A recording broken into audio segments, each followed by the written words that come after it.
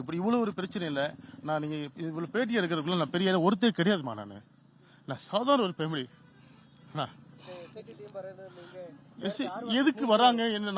நானும் மீடியால இருக்கேன் கேட்டா, எதுக்காக என்கிட்ட வராங்கன்னு தெரியல. 20 வருஷம் ஆட்டோ ஓட்டினேன், எல்லாம் தெரியும். 20 வருஷம் ஆட்டோ ஓட்டினேன். நான் இன்னும் பெருசாலாம் சம்பாதிக்கல. ஓகேவா?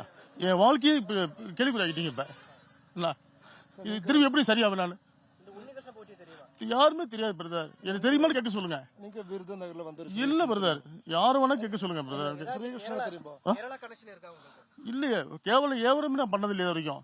நான் கோயிலுக்கு மட்டும்தான் நான் வந்திருக்கேன். அவங்க அப்பா தவசத்துக்கு வந்திருக்கேன், திருவனந்தபுரத்துக்கு. அந்த ஒரு இது பண்ணுவாங்கல்ல, அங்க வந்திருக்கேன். நான் வேற எங்குமே வந்தது இல்ல.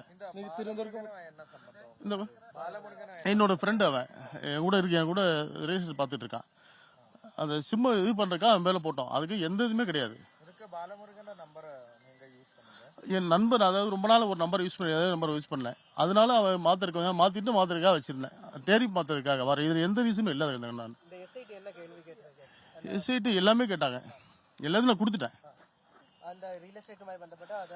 என்கிட்ட ரியல் எஸ்டேட் மட்டும் தான் இருக்கு. சின்ன ஃபைனான்ஸ் பண்ணிட்டு இருக்கேன். வர எனக்கு எந்த இதுவுமே இது இல்ல. எனக்கு எல்லாமே எடுத்துக்கங்க. என்ன கோல்டு இப்ப நேத்து டிவி பார்த்ததான் தெரியும். உள்ள வந்தப்ப தெரியாது. எதுவுமே இல்லம்மா. செக் பண்ணிக்கங்க. காமிச்சாங்க, எனக்கு தெரியல. 100% தெரியாது.